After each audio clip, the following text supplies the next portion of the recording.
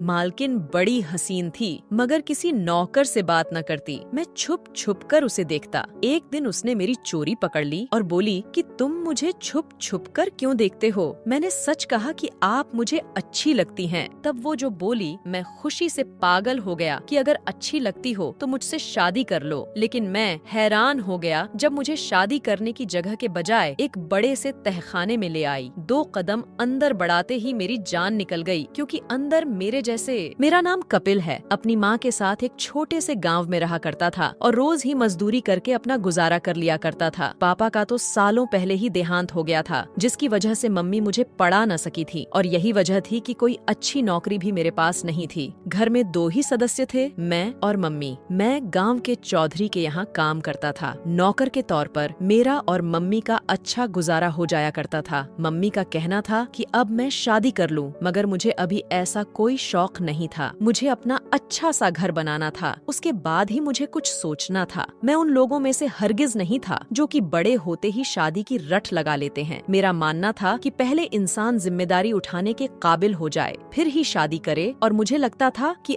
अब भी मैं अपने और अपनी माँ के अलावा किसी की जिम्मेदारी उठाने के काबिल नहीं। इसीलिए मम्मी को हर बार लड़की देखने से रोक देता था, जिस पर वो कुछ वक्त के लिए नाराज भी हो जाया करती थी, मगर बाद में खुद ही समझकर मान भी जाया करती थी। मुझे अपने ही गांव में काम करते एक लंबा अरसा हो गया था, मगर मालिकों ने कोई मदद नहीं की थी। मेरे पापा भी उनके ही नौकर थे और उनके मरने के बाद मुझे उन्होंने नौकर के तौर पर रख लिया था, मगर चंद पैसों के अलावा मुझे वहाँ से कुछ न मिलता था, और उन पैसों से तो हमारा गुजारा ही हुआ करता था। तो अपना अच्छा सा घर बनाने के पैसे कहाँ से आते? कभी कभी तो मुझे लगता था कि मेरा एक ख्वाब ही रह जाएगा कि हमारा एक अच्छा सा घर भी हो। चौधरी के यहाँ बहुत सारे नौकर काम किया करते थे, और वो सब तो उसी में खुश थे कि उनको 2 वक्त का खाना मिल रहा है। इससे आगे ना उनकी जरूरत थी और ना ही उन्होंने कभी इससे आगे की सोची थी। वो लोग बस इसी में खुश हो जाया करते थे, और इसी बात का सारा फायदा उन बड़े लोगों को होता था जो कम पैसों में अपने बड़े बड़े काम इन बेचारे गरीबों से करवा लिया करते थे, और वो भी खुशी खुशी ये काम करने को तैयार हो जाया करते थे।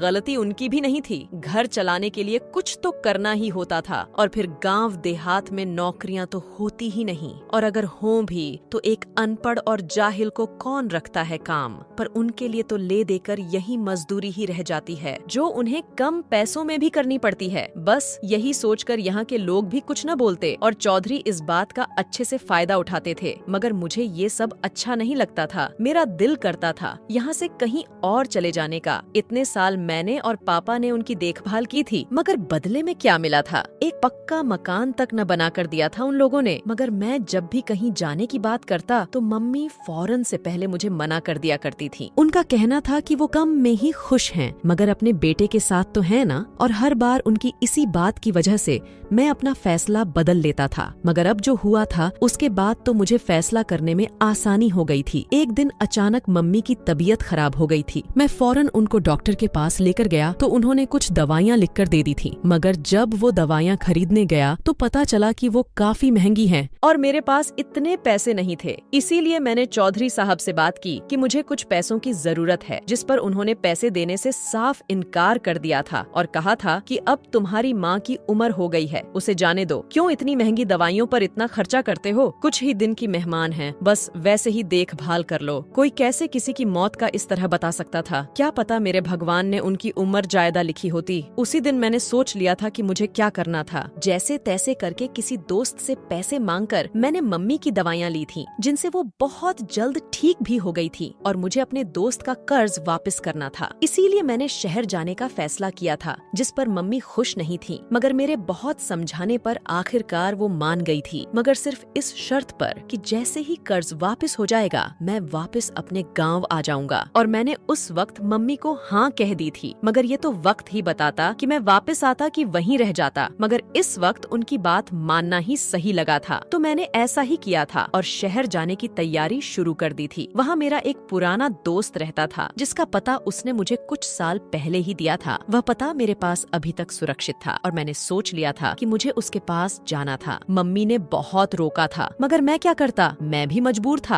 अब यहाँ से निकलकर कुछ तो करना ही था। यहाँ बैठे बैठे कुछ नहीं होने वाला था। यहीं बैठे रहते तो वह चौधरी ऐसे ही कम पैसों में हमारा इस्तेमाल करता रहता और हम इस्तेमाल होते रहते। गांव में ही हमारे रिश्तेदार थे जिनसे मैंने अपनी गैर मौजूदगी में मम्मी का खास ख्याल रखने का कहा था और अपना सामान बांधकर शाम को ही शहर के लिए रवाना हो गया था। इससे पहले मैं कभी बड़े शहर नहीं गया था। बचपन में एक बार पापा के साथ गया था, उसके बाद कभी जाना नहीं हुआ था। हाँ, मगर गांव के पास जो छोटा सा शहर था वहाँ आना जाना लगा रहता था। सामान वगैरह लाने के चक्कर में मुझे घर से निकले एक दिन गुजरा था और अगली सुबह मैं एक बड़े शहर में मौजूद था। अपने दोस्त का पता मैं साथ लेकर आया था। उन लोगों से पूछकर आखिरकार पूरा दिन लगा था मुझे घर तलाश करने में और कहीं शाम को जाकर मुझे उस पते पर मौजूद घर मिला था। मगर क्या पता था कि मेरा दोस्त अभी भी उसी पते पर रहता हो। अगर वह यहीं हुआ तो सारे दिन की थकान भूल जानी थी, लेकिन अगर वह न मिला तो बहुत परेशान होना पड़ता। खैर, घर के दरवाजे पर दस्तक दी तो वही बाहर आया था और मुझे देखकर हैरान भी हुआ था। उसने मुझे बहुत बार कहा था कि उसके पास शहर में आकर काम करूं, मगर मैं हमेशा ही मम्मी की वजह से इनकार कर देता था। वह हमारे गांव का रहने वाला था जो कुछ साल पहले शहर आ गया था। काम करने मुझे अपने साथ अंदर ले गया और हाल चाल के बाद खाना वगैरह खिलाया। घर में वह अकेला नहीं था, उसकी बीवी और बच्चे भी मौजूद थे। इसीलिए मुझे अंदाजा था कि मुझे अपने रहने के लिए कोई और जगह देखनी होगी। उसके घर में 1 या 2 दिन से ज्यादा मैं नहीं रुक सकता था और उसके लिए मुझे जल्द से जल्द ही काम की जरूरत थी। इसीलिए मैंने उससे साफ बात की थी कि मुझे जितनी जल्दी हो सके किसी काम पर लगवा दो। कुछ सोचकर उसने मुझे कहा था कि इस बारे में कल बात करेंगे, आराम करो। वह मुझे कमरे में छोड़कर खुद बाहर चला गया था और मैं भी अब सफर से थका था, इसलिए लेट गया था। जब मुझे मम्मी का ख्याल आया था, पता नहीं वह कैसी होंगी, उन्होंने कुछ खाया भी होगा कि नहीं, क्या कर रही होंगी मेरे बगैर। मैंने जब से होश संभाला था मम्मी के साथ ही वक्त गुजारा था, कभी उनसे दूर गया ही न था। और फिर पापा के जाने के बाद तो मेरा सब कुछ मम्मी में ही था। हम दोनों एक दूसरे के लिए सब कुछ थे। कभी सोचा नहीं था कि मम्मी से इस तरह दूर भी रहना पड़ेगा। सोचा था कल घर से बाहर जाकर कहीं से फोन करके उनका हाल पूछ लूंगा। अपना खुद का फोन तो था नहीं मेरे पास, कभी अपना फोन हुआ ही नहीं था। न कभी जरूरत पड़ी थी और न कभी इतने पैसे हुए थे कि ले सकूं। इसीलिए आज शिद्दत से उसका एहसास हो रहा था। शाम से कब रात हुई पता ही नहीं चला था और अब सोने की तैयारी करने लगा था, क्योंकि सुबह मुझे अपने दोस्त से मिलकर कोई काम तलाश करना था। इसीलिए सोना भी जरूरी था। ऊपर से जितना मैं थका हुआ था, मुझे कुछ ही देर में नींद आ गई थी। सुबह अपने दोस्त के बुलाने पर आंख खुली और सबसे पहले उठकर नाश्ता किया और उसके बाद मैंने उससे अपने काम की बात की थी। जब उसने मुझे कहा कि तैयार होकर मेरे साथ चलो, एक जगह काम की बात की थी, उसी जगह आज जाना था। अगर वहाँ काम बन गया तो बहुत ही अच्छी बात थी। इसीलिए मैंने जल्दी से नाश्ता किया और तैयारी करके उसके साथ चलने की तैयारी करने लगा। कुछ ही देर में तैयारी करके मैं उसके साथ चल पड़ा था। सबसे पहले तो मुझे घर पर मम्मी को फोन करना था और एक जगह देखकर मैंने मम्मी को फोन किया था और उनका हाल चाल पूछकर मुझे तसल्ली हो गई थी। अपना हाल भी उनको बता दिया था और फोन बंद करके मुझे आगे बढ़ना था अपने दोस्त के साथ। वह मुझे अपने साथ एक बंगले में ले आया था। इतना खूबसूरत बंगला आज से पहले मैंने कभी नहीं देखा था। हम दोनों चौकीदार से बात करके अब घर के अंदर दाखिल हो गए थे। अंदर जाकर हम दोनों ही बाहर बनी एक जगह पर बैठकर किसी का इंतजार करने लगे थे। मेरे दोस्त ने मुझे बताया था कि यह घर एक औरत का है। वह अकेली इस बड़े से घर में रहती थी, बाकी सारे काम करने वाले थे। लोगों से सुना था कि उसका पति कुछ अरसा पहले ही मर चुका था और अब वह अकेली घर में रहती थी। कुछ ही देर बाद एक नौकरानी घर के अंदर से बाहर आई और हमें अपने साथ अंदर चलने का कहा। हम लोग उसके पीछे पीछे घर के अंदर गए। वह घर जितना बाहर से खूबसूरत था उतना ही अंदर से भी खूबसूरत था। वह नौकरानी हमें एक बड़े से हॉल के बाहर ले आई थी और अंदर जाने का कहा था। अंदर कदम रखते ही मेरी नजर सामने बैठी एक औरत पर गई थी। वह बहुत ही हसीन थी। उसे देखकर कोई भी एक लम्हे को देखता ही रह जाता और उस वक्त यही हाल मेरा भी हुआ था। मैं भी उसे देखकर देखता ही रह गया था। जब उस मालकिन ने हमें अपने सामने देखकर पूछा कि हम दोनों में से काम कौन करेगा यहाँ, जिसके जवाब में मेरे दोस्त ने फौरन से मेरा नाम ले लिया था। और जब उसने कहा था कि इसे खुद बात करने दो, क्या यह बोल नहीं सकता? उनकी बात सुनकर मैं जल्दी से बोला था कि नहीं, मैं बोल सकता हूँ। जिस पर उन्होंने कहा कि फिर उनके हर सवाल का जवाब मैं खुद दूं। इस बात पर मेरा दोस्त खामोश हो गया और अब वह मुझसे कुछ और सवाल करने लगी थी। उसने पूछा कि मैं कैसा काम कर सकता हूँ, जिसके जवाब में मैंने कहा था कि कोई भी काम मुझसे करवा ले, मैं कर लूंगा। तब उसने कहा कि उसे अपने घर में माली की जरूरत है। उसका अपना मालिक कुछ अरसा पहले ही मर गया था, इसीलिए उसे नए मालिक की जरूरत है। काम आसान था और पैसे भी अच्छे मिल रहे थे, रहने के लिए भी जगह मिल रही थी। मैंने कुछ भी और सोचे बगैर उस काम के लिए हाँ कर दी थी और अब उसने जाने का कहा था। उसका कहना था कि कल उसके जागने से पहले मैं उसे काम पर नजर आऊं। अब हम दोनों ही उस घर से बाहर की तरफ चल पड़े थे। मेरे दोस्त का कहना था कि मैं खुशकिस्मत हूँ, इसीलिए इतनी जल्दी इतना अच्छा काम मुझे मिल गया था। और उसका कहना था कि मैं आज ही अपना सारा सामान यहाँ शिफ्ट कर लूँ तो मुझे फिर मुश्किल नहीं होगी। उसकी बात भी सही थी और मैंने ऐसा ही किया था। अपना सारा सामान अपने दोस्त के घर से उठाकर बंगले में ले आया था और वहाँ के एक नौकरानी ने मुझे एक कमरा दिखा दिया था जहाँ मुझे रहना था। कमरा भी अच्छा था। मैंने अपना सारा सामान वहाँ सेट कर लिया और अब मुझे कल से अपने काम पर जाना था। मैं खुश था और इत्मीनान भी था। मुझे खुशी इस बात की थी कि मुझे जल्दी काम मिल गया था और रहने का मसला भी हल हो गया था, वरना तो कब तक अपने दोस्त के घर पर पड़ा रहता। उसकी भी अपनी फैमिली थी, वह भी आखिर कब तक मुझे अपने घर में रख सकता था। और ऊपर से मेरे पास इतने पैसे भी नहीं थे कि अलग से कहीं रह सकता।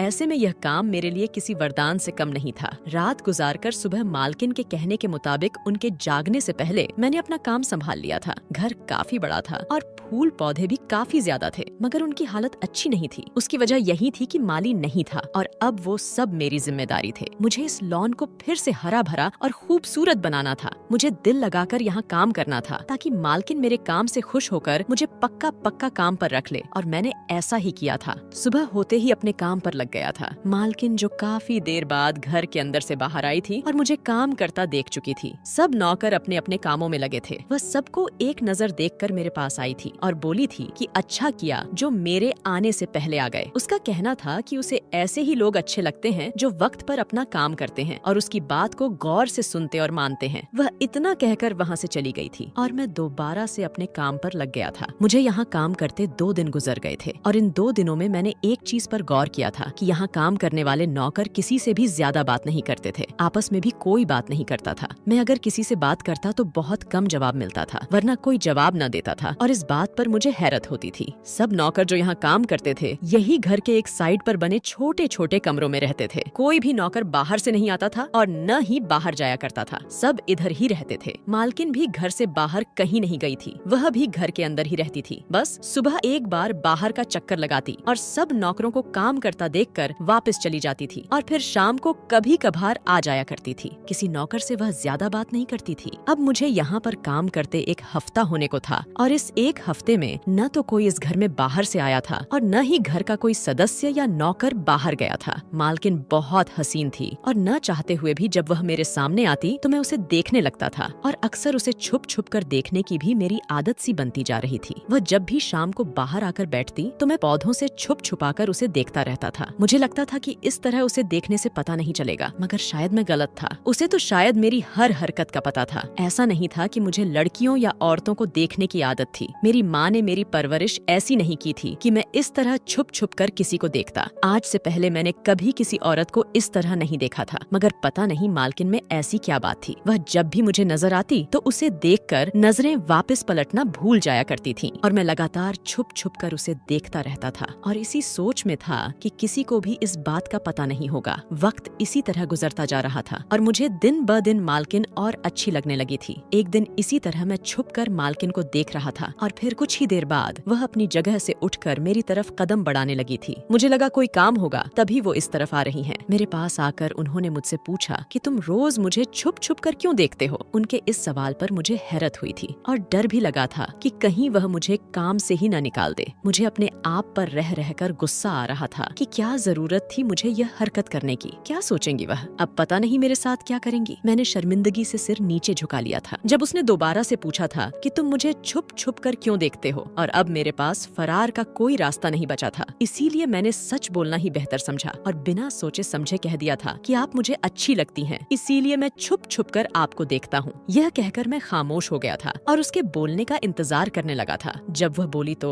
मुझे हैरत का बड़ा झटका लगा था। उसकी बात सुनकर तो मेरी खुशी का कोई ठिकाना नहीं था। मैं तो खुशी से पागल ही हो गया जब उसने कहा कि अगर मैं उसे अच्छी लगती हूँ तो मुझसे शादी कर लो। पहले तो मुझे लगा वह मुझसे कोई मजाक या तंज कर रही है, है। मगर बाद में जब दोबारा उसने यही बात की तो मैंने कुछ भी सोचे बगैर हाँ कर दी और कहा कि मैं उनसे शादी करने को तैयार हूँ। वह जब कहेंगी मैं उनसे शादी कर लूंगा। और मेरी बात पर वह मुस्कुराकर हाँ में सर हिलाकर वापस अंदर की तरफ चल पड़ी थी। और मुझे तो अभी तक इस बात का यकीन ही नहीं हो रहा था कि ऐसा भी हो सकता है। मैंने एक बार फिर मम्मी से पूछने की तकलीफ न की थी। सोचा अगर उन्होंने मना कर दिया तो मैं क्या करूँगा। सोचा जब शादी हो जाएगी तो मम्मी को बता दूंगा, वह कुछ नहीं कहेंगी, मान जाएंगी। मुझे इस बात का तो पूरा यकीन था और अब मैं इत्मीनान था। सारी रात तो मुझे खुशी से नींद ही नहीं आई थी। अपनी किस्मत पर यकीन नहीं हो रहा था। सब कुछ एक ख्वाब ही तो लग रहा था। कहाँ मैं गरीब लड़का था और कहाँ इतनी जायदाद की मालकिन और एक खूबसूरत औरत। उसे तो कोई भी शादी कर लेता तो फिर वह मुझसे क्यों शादी कर रही थी। इस बात को मुझे सोचना चाहिए था, मगर मैंने इस बारे में कुछ नहीं सोचा था और अपने आप को हालात के सुपुर्द कर दिया था। अगले दिन मालकिन जब दोबारा बाहर आई तो मेरे पास आई थी और मुझे शादी का कहा था। मुझसे पूछा था कि क्या मैं उनसे शादी करने को तैयार हूँ, जिसके जवाब में मैंने हाँ कर दी थी और वह मुझे अपने साथ चलने का कहने लगी थी कि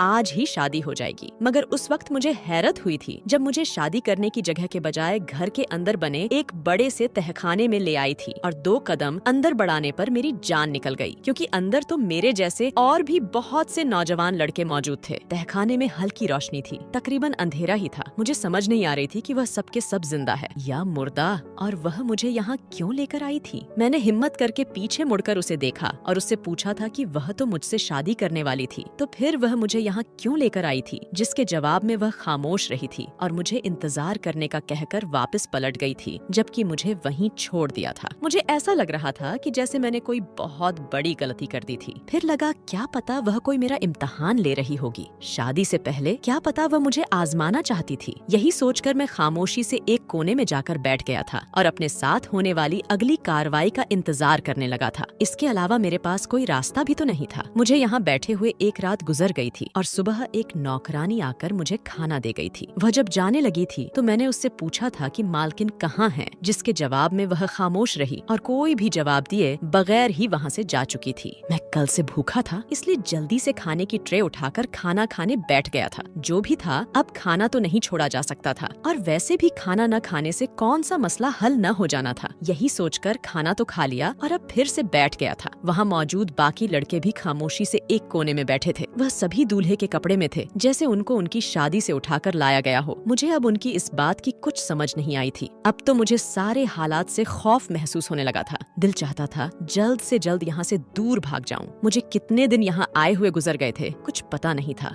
बस सुबह शाम एक नौकरानी आकर खाना दे जाती और मैं खा लेता। मालकिन तो उस दिन के बाद दोबारा कभी नहीं आई थी। मैंने इस पूरे तहखाने में देख लिया था, मगर कहीं पर भी यहाँ से बाहर निकलने का कोई रास्ता नहीं था। आज सुबह जब नौकरानी खाना देने आई तो साथ में मालकिन भी थी। उसे देखकर कोई उम्मीद की किरण जागी थी कि शायद अब मेरा इम्तिहान खत्म हो गया हो और मुझे रिहाई मिल जाए। नौकरानी खाना रखकर चली गई थी। जब मालकिन मेरे सामने आकर खड़ी हुई और मुझसे कहने लगी थी आज रात को उसका और मेरा शादी है और यही बात बताने के लिए वह आई है। उसका कहना था कि शाम को मुझे यहाँ से बाहर ले जाएंगी। मैंने सुकून का सांस लिया था, मगर एक सवाल जो कब से मेरे दिमाग में था वह मैंने पूछ ही लिया था कि उन्होंने मुझे इतने दिन यहाँ क्यों रखा था और ये जो दूसरे लड़के थे ये कौन थे, इस सब के पीछे क्या कहानी थी। मालकिन वापस जाने को पलटी थी, मगर मेरी बात सुनकर रुकी और मुझे देखने लगी थी। उसके बाद उसने कहा कि यह एक लंबी बात है और इसके पास इतना वक्त नहीं है, जिस पर मैंने हिम्मत करके कहा कि मुझे जानना है। अगर वह मुझे सच नहीं बताएंगी तो मैं यह शादी नहीं करूँगा। मेरी बात पर वह मुस्कुराई थी और पास पड़ी एक कुर्सी पर बैठ गई थी और कहा था कि चलो तुम्हें बता ही देती हूँ, क्या याद करोगे। इंसान की एक ख्वाहिश तो पूरी होनी चाहिए। यह कहकर वह मुझे बताने लगी कि आज से कुछ साल पहले उसकी शादी हुई थी इस घर के मालिक से। वह और मालिक एक दूसरे से बहुत मोहब्बत करते थे।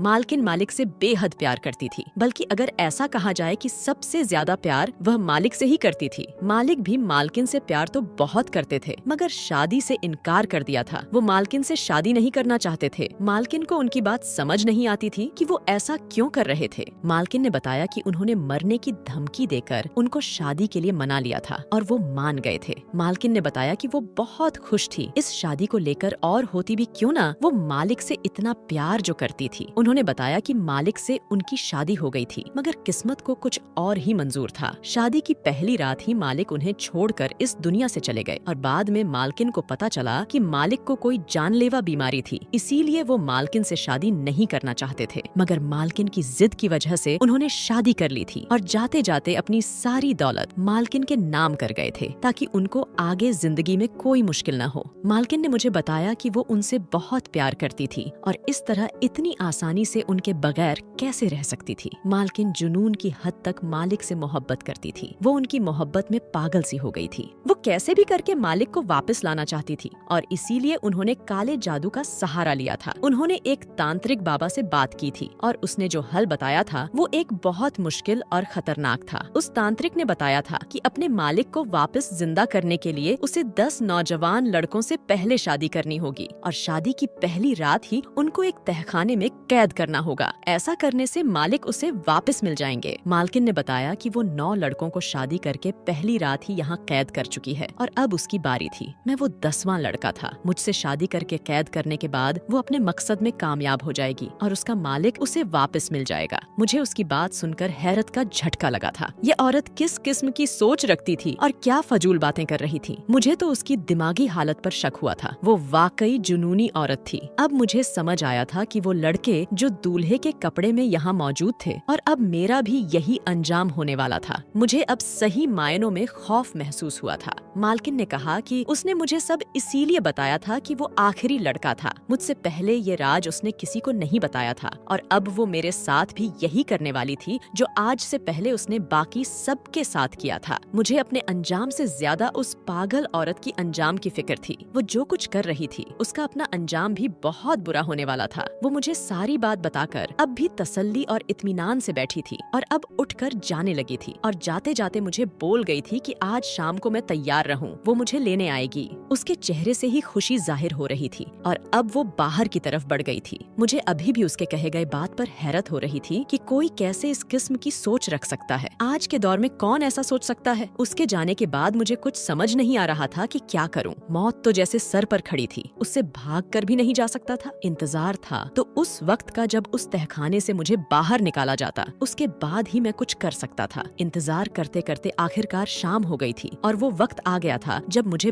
बाहर ले जाया जाता। एक नौकर ने आकर तहखाने का दरवाजा खोला और मुझे बाहर आने का कहा था। मैं खामोशी से बाहर निकला और आज जाने कितने दिन बाद मैंने बाहर की दुनिया देखी थी। बाहर आने के बाद उस नौकर ने मुझे अपने पीछे आने का कहा था और मैं चुपचाप उसके पीछे चल पड़ा था। उसने कमरे के बाहर आकर मुझे अंदर जाने का कहा और खुद वापस चली गई। मैं कमरे का दरवाजा खोलकर अंदर दाखिल हुआ, जहाँ मुझे मालकिन सामने ही सोफे पर बैठी नजर आई थी। मुझे देखकर वो अपनी जगह से उठकर मेरे पास आई थी और बेड पर पड़ा एक सूट मेरी तरफ बढ़ाया था। वो सूट शादी की शेरवानी थी। उसने मुझे कहा कि इसे पहनकर तैयार हो जाऊं। कुछ ही देर बाद उनका शादी था। वो मुस्कुराती हुई मुझे वो सूट देती कमरे से बाहर निकल गई थी। जब ही मैंने इधर उधर देखा कि कोई तो रास्ता होगा बाहर जाने का, कोई खिड़की कुछ तो होगा, मगर वहाँ ऐसा कुछ नहीं था और दरवाजा भी बाहर से बंद था। अब मेरे पास यहाँ से भागने का कोई रास्ता नहीं था। मैंने वो सूट उठाया और लेकर वॉशरूम में चला गया। कुछ ही देर बाद मैं बाहर आया और शीशे के सामने खड़ा होकर खुद को देखने लगा था। आज अगर मेरी असली शादी होती तो मम्मी कितनी खुश होती। मुझे इन कपड़ों में देखना उनका कितना अरमान था मुझे ऐसे देखने का, मगर अब शायद वो मुझे कभी न देख सकती। मैंने बेदिली से वो सारी तैयारी की थी। कौन अपनी मौत पर खुशी खुशी तैयार होता है, ऐसा ही कुछ मेरे साथ भी था।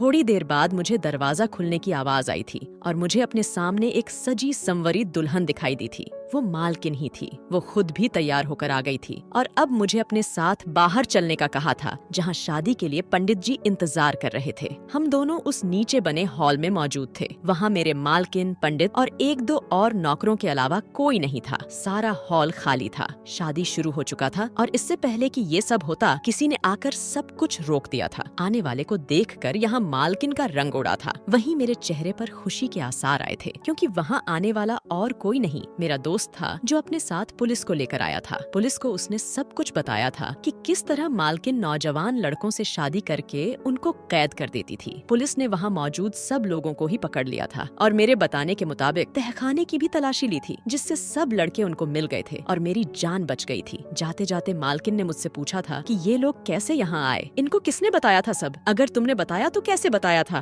तुम तो इस घर से बाहर गए ही नहीं थे। उसकी बात भी ठीक थी, मैं तो इस घर से बाहर गया ही नहीं था और न ही कोई मुझसे मिलने यहाँ आया था, तो फिर ऐसा कैसे हुआ था? जिस पर मैंने बताया कि जब मैं पहले दिन यहाँ काम पर आया था, उसी वक्त रास्ते में जब मैंने मम्मी से बात की थी, उसी वक्त मेरे दोस्त को पता चला था कि मेरे पास फोन नहीं है। उसके पास 2 फोन थे, जिसमें से एक उसने मुझे दे दिया था और वही फोन उस वक्त भी मेरे पास था। जिस वक्त मालकिन ने मुझे इस तहखाने में बंद किया था, उस वक्त मैं किसी को फोन नहीं कर सकता था, क्योंकि कोई भी आ जाता तो कोई फायदा न होता। हम लोग तो तहखाने में थे, पूरा घर तो खाली था। मालकिन ये कह देती कि यहाँ तो कोई भी नहीं है, इसीलिए उस वक्त मैं खामोश ही रहा था और सही वक्त का इंतजार करने लगा था। और जब मालकिन ने मुझे वहाँ से बाहर निकालकर शादी कहा, तो मुझे लगा यही सही वक्त था जब मालकिन की असलियत सबके सामने लाई जा सकती थी। इसीलिए मैंने अपने दोस्त को फोन करके यहाँ आने का कहा और अपने साथ पुलिस भी लाने का कहा था, और उसने ऐसा ही किया था जिससे वो पकड़ी गई थी। उसने मासूम लोगों की जान ली थी, जिसके जुर्म में उसे सजा भी हो गई थी। और ये भी पता चला कि वो एक नॉर्मल औरत नहीं थी, अपनी मोहब्बत को पाने के जुनून में एक दिमागी मरीज बन गई थी। उसकी सजा के साथ साथ उसका इलाज भी चल रहा था और मुझे उसको पकड़वाने के लिए इनाम दिया गया था,